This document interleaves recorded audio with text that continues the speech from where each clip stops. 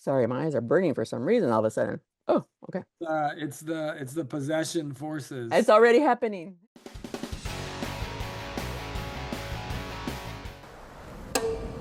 The church, the water, all of it is thanks to you. Ese lugar no es para ti. Whatever is going on, it isn't medical. ¿Qué es esto? What did he do to my son? This is not them. They don't have that power.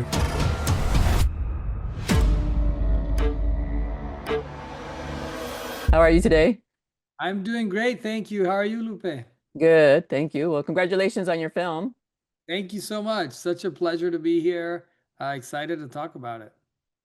Well, it's an interesting movie because it's about missionaries. And I mean, I know the work still goes on, but for me, it's kind of surprising given all the negative past, right? Absolutely. The film definitely explores the duality of missionaries. And I grew up in Ecuador and I knew missionaries growing up, and I always had this dueling kind of feeling where on one hand a lot of them were really great people, but on the Mm. other there was a clear impact and damage they were causing. And this film explores that. What happens when missionaries encounter forces older than their own religion? And where did you shoot the film? We shot the film in Ecuador at the base of Oh. the Volcano.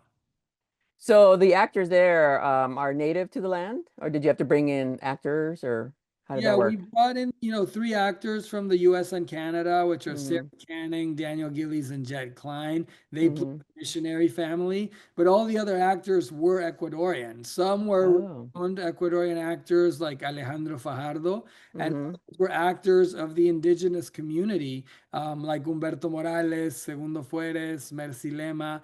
And it was a real pleasure to work with them and to work with such a mixture of cast. And the village, I'm assuming, was existing already, or did you have to Yeah, so create? I drove around the volcano for 4 days and found this village and was just blown away when I saw it. And yeah, we barely changed anything of the village itself. That's all real. Sorry, my eyes are burning for some reason all of a sudden. Oh, okay. It's the possession forces It's already happening. already happening. They're starting to get possessed just from this interview. You okay? Are you, Father? Now you sort of leave it up to interpretation, right? Like, who's the possessee? Like, is it on the part of the native culture, or is it something that they brought in? So you kind of leave it up to interpretation, right?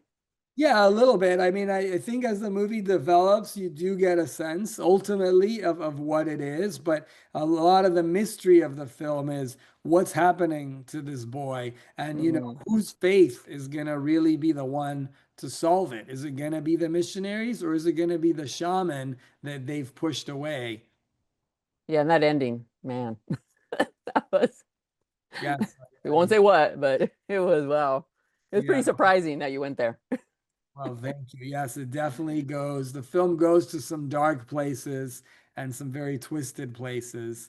And I think also explores the danger of certainty. I think that's an important part of the film is just like it's okay to believe what you want to believe, but there is a danger in being certain that you have all the answers because sometimes you're going to run into things that you're not prepared for. What was the most difficult part of making this film? I would also say is shooting at the base of a volcano. So we were actually like 12,000 feet high. And so, you'd lose your breath if you walked too fast. And, people would get headaches and sometimes they need Wow. oxygen. And the wind was just so freaking cold. So it was really brutal, brutal elements. And it was quite an ordeal to just survive the shoot. I'm assuming it's not an active volcano, or is it an active volcano? That's It just actually is an active volcano. So Oh. it's been dormant, right, for many years. But yeah, from time to time it throws ashes up into the sky, and some days are better than others. And we were very fortunate that we didn't, you know, witness anything catastrophic. So you had a major difference between the native actors there and then the people you brought in because they had it already. handled? Or did they give you any tips as to how to handle the altitude and handle the atmosphere? Yeah, they definitely had tips. There were teas we would drink. There were ways to breathe, and also just a way to kind of greet the Chimborazo, which is the volcano. They really treat him like a deity. And they Oh, even said the local community said that most of the time the volcano is covered in clouds. And so they had to ask permission for the clouds to dissipate so that we could capture it on film. And wow. that was a really beautiful experience too. Yeah, it's an amazing setting. I don't think I've ever seen a setting so natural looking. Sometimes it looks a little too staged, you know what I mean?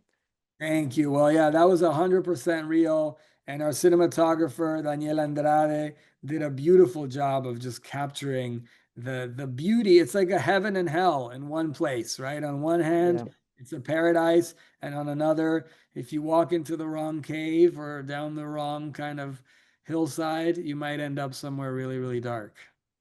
Yeah, and the setting is almost a character as well because you have this virginal kind of setting, and then you have somebody coming in trying to change the people who live there. It's kind of like an oxymoron, right? Like this is the most naturalistic thing on earth, and the people, that live there, and then there's somebody coming trying to change it, right? Exactly. And there's a huge irony to building a wooden church when behind it there's a natural church, which is the Yeah.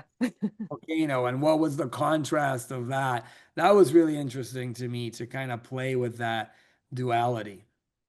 And the villagers there, did they speak Spanish or did they speak their language or a little bit of both, or obviously their language and then a little bit of Spanish? Yeah, they definitely spoke some Spanish, but they spoke a lot of Quechua, which was Mm, the Ecuadorian kind of version of Quechua, and it's very okay. specific to that region. And that was amazing. And those actors, Humberto Morales, who played the shaman, his uncle was a real shaman, and Segundo Oh, Perez, who played Atok, his kind of companion, was a advisor. And so a lot of the limpias, a lot of the rituals are things that they brought to the script and that they made sure were authentic. So it was really beautiful to collaborate with more than 80 families, more than 80 indigenous families of the wow. Chickasaw area.